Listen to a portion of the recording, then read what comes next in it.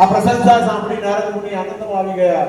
પૂછવા લાગ્યા કે હું એમ વિશ્વાસ કરું નહીં, કોઈ પ્રમાણ મને આપો. જો પ્રમાણ તમે મને આપશો તો હું સાચું માનીશ. આજે નારદ મુનિ પ્રમાણ માનવા માંડ્યા. શુદ્ધ પુરાણી આજે સૌનકાદી ઋષિઓને પ્રમાણ આપે છે અને આ બાજુ સનકાદી ચાર ભાઈઓ નારદ મુનિને પ્રમાણ આપે છે. પ્રમાણ કેવું છે? આ કથા તો દરેક જણાએ સાંભળી છે. કથાનો ઊંધો અર્થ શું થાય? પગ દુખવા, માથું દુખવું એ નહીં હો. પણ આ જીવન સંસારની અંદર સુધા રૂપી ત્રાસ, તૃષ્ણા રૂપી થાક, અભિમાન રૂપી થાક, માયા રૂપી થાક, આનું લઈ લઉં એનો થાક, આ બધો જે થાક લાગ્યો હોય ને એમાંથી જે મુક્ત થઈએ ને એનું નામ કથા. અમુક લોકો કથાનો વ્યથા બનાવી, કથાનો એવો અર્થ કરી નાખે કે કથાની શું થઈ જાય, આવો વિચાર આવી જાય. અને આવ્યો હશે ગઈકાલનો દિવસ એવો સંઘર્ષમય હતો એટલે કદાચ આવી ગયો, પણ જેણે આનો આશ્રય કરી લીધો આજે સનકાદી મુનિઓ આ પ્રમાણ આપે છે. તુંગભદ્રા તટે પૂર્વા ઉપત્પત્તં નિમુત્તમ આત્મદેવ પુરે તસ્મિન સર્વવેદ વિશારદ. તુંગભદ્રા નદીના કિનારે આત્મદેવ નામનો બ્રાહ્મણ રહેતો હતો. પવિત્ર બ્રાહ્મણ, વેદ વિશારદને જાણનારો, વેદ વિદ્યોને જાણનારો, સૂર્ય સમાન જેવું જ્ઞાન રૂપી તેજ હતું એવો બ્રાહ્મણ.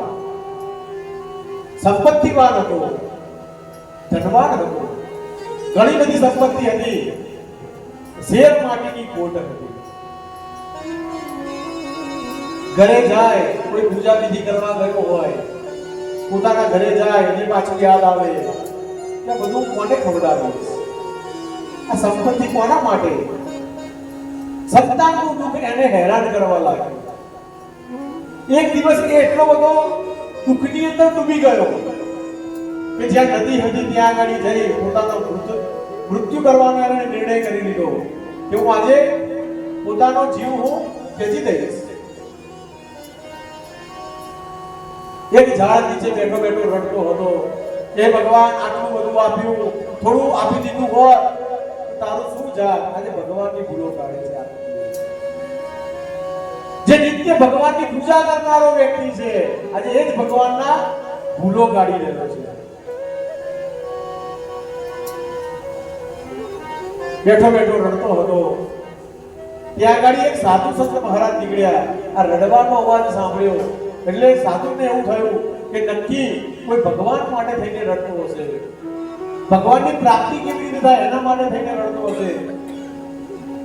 સાધુ મહાત્મા ત્યાં આગળ એની પાસે આવ્યા, પૂછવા લાગ્યા કથમરો દિશી વિપરત્વં તાતે ચિંતા બલીયસી. અરે બ્રાહ્મણ શ્રેષ્ઠ, શું કામ રડી રહ્યા છો? એવી તો કેવી ચિંતા છે કે જેનાથી તમે ઘર ત્યાગ કરી આવી રીતના રડવા બેઠા છો?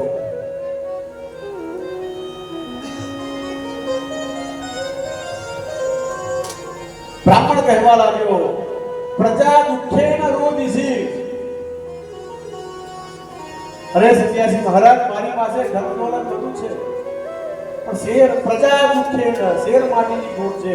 એટલા માટે થઈ હું અહીંયા મૃત્યુ ભેટવા માટે અહીંયા આગળ આવ્યો છું કે મને અહીંયા મૃત્યુ દંડ મળી જાય, હું જાતે મૃત્યુને ભેટી જાઉં. આ બાજુ સંતુ સન્યાસી એને સમજાવવા લાગ્યા કે ઉચ્ચા જ્ઞાનમ પ્રજા રૂપમ બલિષ્ઠા કર્મણો ગતિહિ. અરે હે બ્રાહ્મણ શ્રેષ્ઠ, અરે સંતાન કોઈનું થયું નથી અને સંતાનથી સુખ થાય, સંતાનથી મોક્ષ થાય એવું છે? અરે સગર રાજાને 100 સંતાન હતા, એક સંતાન પણ મોક્ષ અપાઈ શક્યો નહીં. અરે 4 સંતાન હોય, એક સંતાન જેલમાં હોય, એક મેન્ટલમાં હોય, ત્રીજો સેન્ટલમાં હોય અને ચોથો રોજ હાજ પડે ઢોર માર મારતો હોય, તો આ સંતાનનો કોઈ કામ ના કરી સાહેબ? અરે એના કરતા સંતાન ના હોય એ સારું. આપણું શાસ્ત્ર એવું કહે છે, એક જ ચંદ્ર સ્તમો હંતી નચ તારા ગણો વિચ. એક જ સંતાન હોય પણ કેવું હોય? જેમ રાત પડે ચંદ્રમાનો ઉદય થાય અને તારાઓ બધા ઝાંખા પડી જાય. અમાસની રાત જોયેલી છે ને? અમાસની રાત કેટલાય જોયેલી છે? બોલો આંગળી બધા જોઈ, અમાસ જોઈ જ નહીં. હા, આજે 11 છે પણ ખબર નથી.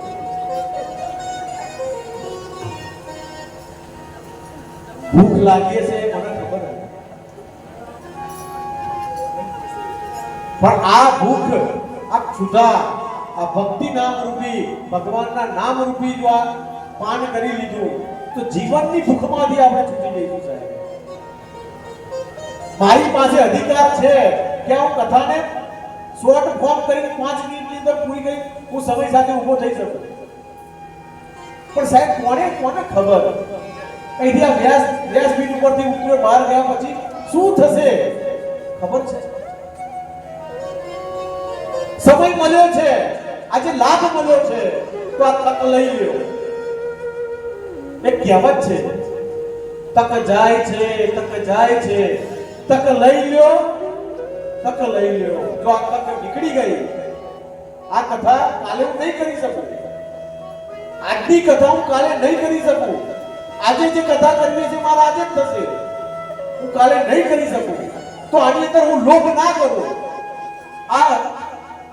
આ ધન એવું છે, આ રાધા રૂપી ધન એવું છે, જેટલું વેચાય એટલું વેચી લેવા માંગુ છું, જેટલું લૂંટાય એટલું લૂંટાઈ દેવા માંગુ છું. અરે કોઈક દિવસ કલાક મોઢા જમીશું, શું ફરક પડશે? આપણને પડશે સાહેબ? કોઈ ફરક કોઈ ના પડે. અને જેને પડતો હોય એના માટે તૈયાર જ છે, એ બિંદાસ ઉભા થઈ વચ્ચેથી જઈ શકે છે, એના માટે છૂટી છે. પણ તમને આજે આ તક મળી છે, આ તક પકડી લો. કાલે આ કથા નહીં સાંભળી શકો, કાલે બીજી કથા હશે. આજનું જ્ઞાન આજે જ લખી છે, એ જ આત્મદેવ છે, એ જ ધુંધુલી છે, એ જ ધુંધુકારી છે, એ જ ગોકર્ણ મહારાજ છે. પણ છતાં પણ આ જેવી કથા જેવી રીતના થાય, જે સમય થાય એ પ્રમાણે આનું જ્ઞાન બદલાતું જાય છે, આનો અભિપ્રાય બદલાતો જાય છે, આની સમજણ બદલાતી જાય છે. આ કથા જીવનમાં પ્રેક્ટિકલ જીવવા માટે બનાવેલી છે કથા. પણ આપણે બધા કથા પૂરી થાય અને ઊભા થઈએ પછી શું કરીએ?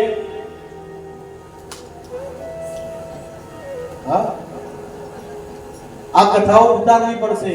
જો તમારે તમારા સંતાન તમારા મજબૂત બનાવવા હોય, સંસ્કારી બનાવવા હોય, સુદૃઢ બનાવવા હોય, તમારા કહ્યા મુજબ બનાવવા હોય તો તમારે આ ઉતારવી પડશે. એમને થઈ શકશે? મુચ્ચા જ્ઞાનમ પ્રજા દુઃખમ. અરે આત્મદેવ આ પ્રજા તો ખાલી દુઃખ જ આપે. આશાવાદી તો ગયા સમજો. અને એ સમય જ્યારે તમને દુઃખ થશે ને ત્યારે તમે કોઈને નહીં કહી શકો સાહેબ, કારણ કે ઉંમર થઈ ગઈ હશે. કોઈ ખભે માથું મૂકીને તમે રડી પણ નહીં શકો. યાદ રાખો, આ એમને નથી કહેતો. ખેડાની અંદર એક આશ્રમ છે, વૃદ્ધાશ્રમ. હમણાં 15 દિવસ પહેલા મેં એની મુલાકાત લીધી છે સાહેબ. હવે અવસ્થાઓ જોઈ છે, આ જિંદગી મેં લાઈવ જોયેલી છે લોકોની. તમે તમારા સંતાન ઉપર નિર્ભર બનવા ના જતા, આશાઓ ના બાંધતા. આ સાધુ સંત મહારાજ આત્મદેવને જ્ઞાન આપે. અરે આત્મદેવ પ્રજા દુઃખ ખાલી દુઃખ આપે. અરે જો ઉદ્ધાર જ કરતો હોત તો રાજા દશરથ એના 4 સંતાન હતા સાહેબ. મૃત્યુ થયું એ સમય કોઈ હાજર હતું? કોઈ હાજર? રામ અને લક્ષ્મણ વનમાં હતા. ભરત અને ચોથું કોણ? હું ભૂલી ગયો, મને પાછું યાદ નહીં આવતું. ચોથું કોણ છે? હા, એ શત્રુભાઈ. હા, એ શત્રુભાઈ બંને ક્યાં હતા? બે ભાઈઓ ક્યાં હતા? મોસાળમાં હતા. હવે તમે વિચાર કરો કે જે સમયે આ શ્રાપ, બ્રાહ્મણ તો એક શ્રાપ પડે અને દશરથ રાજાને ભોગવવો પડ્યો કે પુત્ર વિયોગે મરજો. અંત સમયે ચાર સંતાનમાંથી એક સંતાન હાજર નહીં, અને આપણે એક સંતાન હોય એમાં કેટલી આશાઓ બાકી. હા, કેટલી આશાઓ, અસંખ્ય આશાઓ. આ કરશે, પેલું કરશે, અલા સાહેબ કોઈ ના કરે. આપણા છોકરાઓ આપણા કરતા બહુ બ્રિલિયન્ટ છે, બહુ હોશિયાર છે. ચલો મોબાઈલમાં તમને બધું મચેડતા આવડે છે.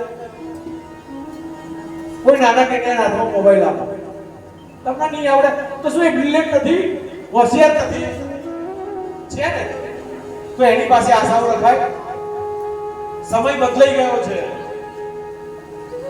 પ્રજા ઉપર આશરો રાખીને જીવવા જશો નહીં, કારણ કે જીવન આપણે ખોટું કર્યું છે. આજે આત્મદેવ ત્યાંથી